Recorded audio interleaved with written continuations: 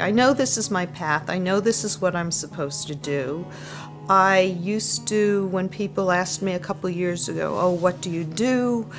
I kind of shrug my shoulders and maybe say, oh, I write, and just kind of not say too much about it.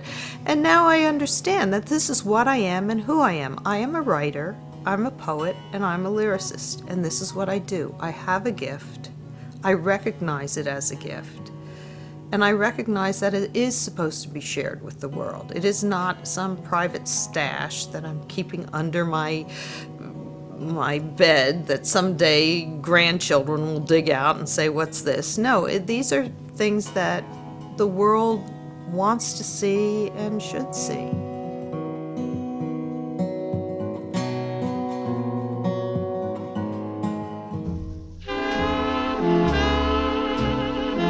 Bud Green, he was my grandfather, but Bud Green to the world was a very, very famous lyricist, and most people wouldn't even know his name, but they would know his music.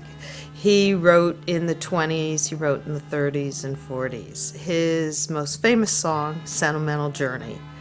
He wrote just a list of wonderful songs, Once in a While, That's My Weakness Now. He wrote Alabama Bound, which was sung by Al Jolson.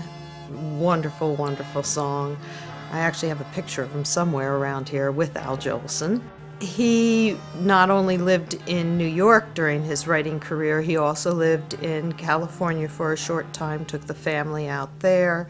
He wrote for a couple of movies. He worked with Shirley Temple when she was a young child. He'd always tell us the story of teaching his songs to her. She'd sit on his lap and he'd sing them and she'd sing them back because she couldn't read. She was a young baby.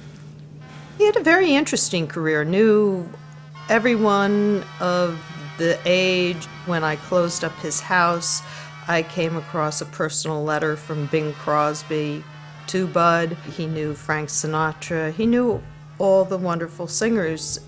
Doris Day was made famous because of his music. She's the one who sang Sentimental Journey. He had an innate talent for his music. He wasn't accepted by his family for what he did. My grandmother, Nan, had her own career before she met him. She was a Ziegfeld girl, and they married. With that, his family, his father kind of threw him out of the family because he married out of the faith, and but they had a good life and had an interesting life. He was in New York City every day, writing, working with the greats. I gotta take that sentimental journey.